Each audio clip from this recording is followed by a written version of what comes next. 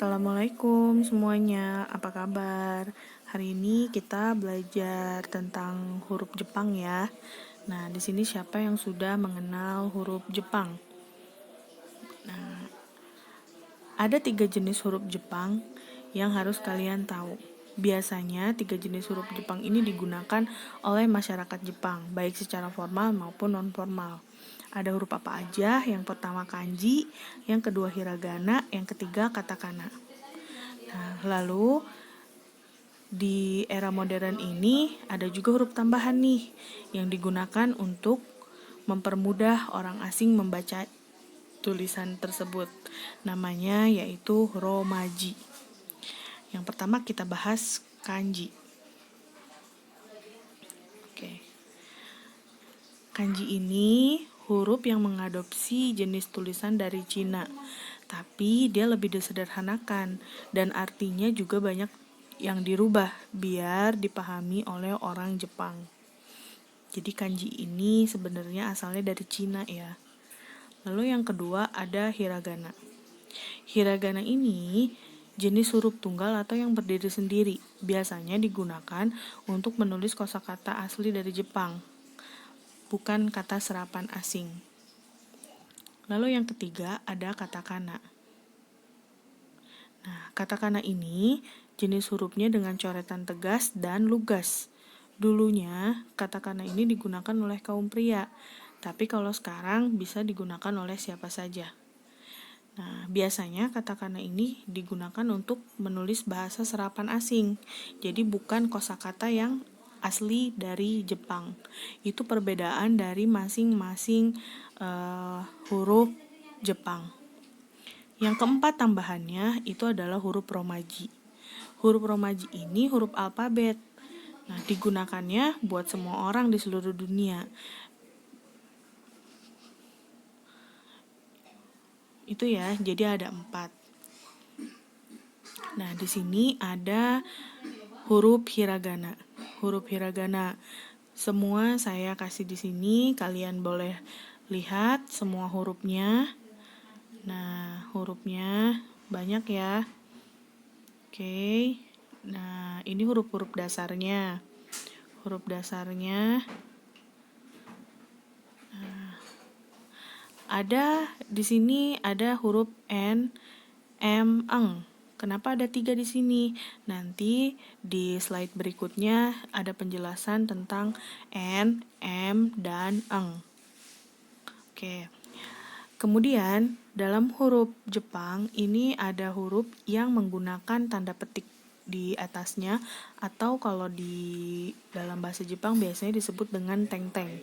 Teng-teng ini fungsinya merubah huruf K, Ki, Ku, Keko, dan yang lainnya berubah menjadi, kalau dari Ka, Ki, Ku, Keko jadi Ga, Gi, Gu, Gego.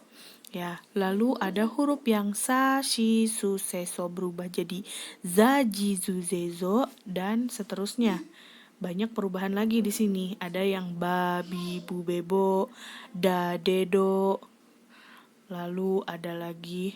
Nah, ada di sini pa, pi, pu, pepo. Sama, dia dari huruf ha, hi, hu, he, ho. Tapi kalau yang pa, pi, pu, pepo dia bukan menggunakan teng-teng, melainkan menggunakan maru atau bulatan di atasnya. Teng-teng dan maru ini kalian menuliskannya harus di pojok kanan atas ya, tidak ada di bawah ataupun di kiri. Nah, dia adanya di atas pojok kanan atas.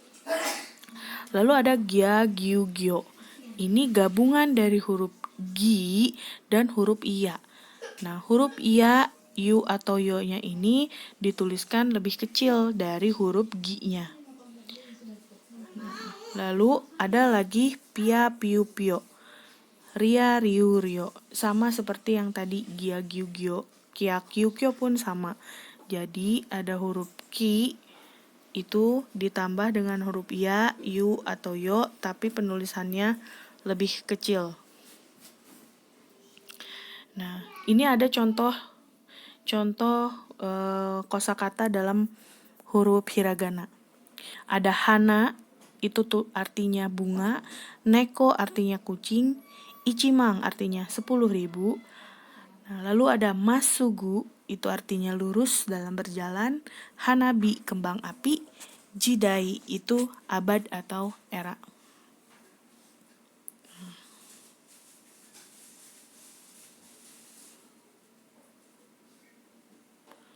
Oke, sampai sini bisa dipahami ya.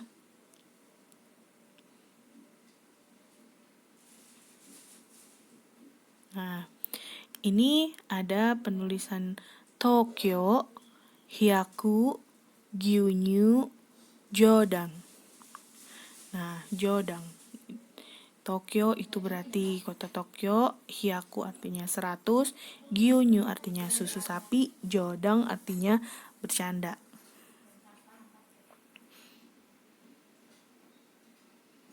Oke, lanjut. Nah, ini ada beberapa huruf katakana. Nah, bisa kalian perhatikan dengan huruf hiragana yang tadi berbeda ya.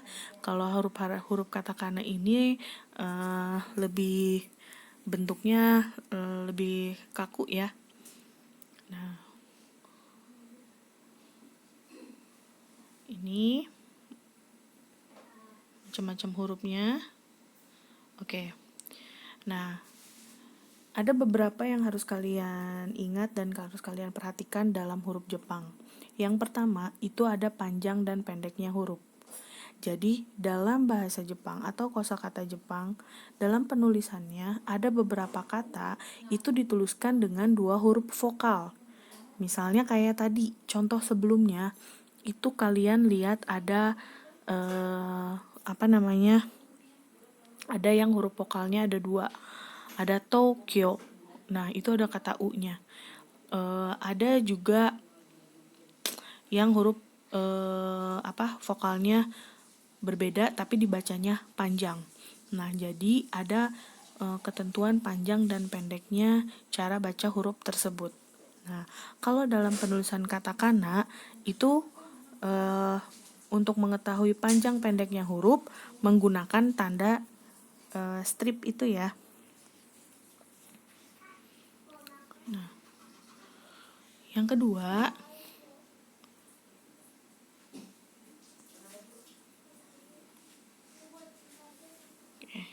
nah ini contohnya. Ada obasang. Nah, itu A-nya ada 2 kan? Ada huruf O, ba, a, sa, n. Obasang. Itu artinya nenek. Nah, itu cara bacanya panjang. Obasang. Lalu yang kedua ada yasashi. Itu artinya baik. Yasashi. Lalu ada doshitano. Keempat ada onesang. Kakak perempuan. Yang kelima ada jodang, artinya bercanda. Nah, itu kan hurufnya vokalnya ada 2 ya. Itu jadi tandanya harus dibaca panjang. Nah, yashashi, doshitano, onesang, jodang. Oke. Yang kedua yang harus kalian perhatikan, penggunaan huruf N. Nah, huruf N ini biasanya diletakkannya tidak di awal ya, tapi dia biasanya berada di tengah atau di akhir dalam kata atau penulisan kata ya. Nah, pengucapannya ini dari huruf N ini ada yang menjadi N, ada yang menjadi M, dan ada yang menjadi eng. Nah, di slide berikutnya saya berikan contoh. Ya. Oke, nah ini kalau yang menjadi N. Undo. Lalu yang kedua ada berubah menjadi M. Simbung. Lalu ada yang eng. Benkyo. Nah, itu contohnya.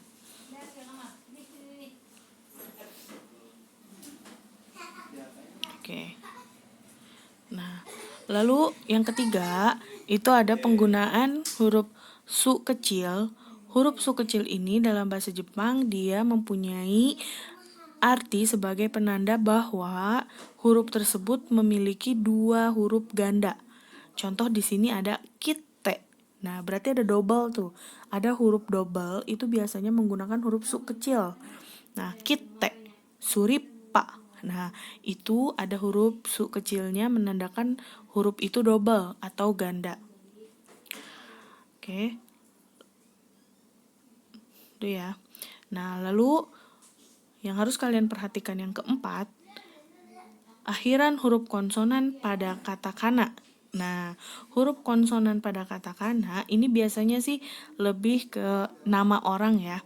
Nah, kalau nama orang itu biasanya jika dia huruf akhirannya K, S, M, R, B, P, G, Z, F, J, berarti dia ditambah huruf U di belakangnya. Misalnya namanya Haris. Nah, kalau nama Haris, penulisan huruf katakananya berarti jadi Harisu. Nah, lalu ada kalau yang huruf belakangnya T dan D, berarti dia harus ditambahkan vokal O di akhirnya. Contoh misalnya namanya Ahmad. Ahmad itu kan namanya pakai D ya, berarti jadi Ahmado. Nah, seperti itu contohnya. Di sini saya kasih tambahan untuk cara menulis hiragana ya. Kalian di rumah bisa sambil latihan menulis, kalian lihat di sini ikuti tanda panahnya. Tanda panah yang merah ya. Nah, tanda panah yang merah ini cara penulisan huruf hiragana, lalu ada juga penulisan huruf katakana. Nah, di sini semua saya. Nah, ini cara menulis katakananya. Oke. Sampai sini saya harap paham semua ya. Setelah ini nanti kita ada latihan.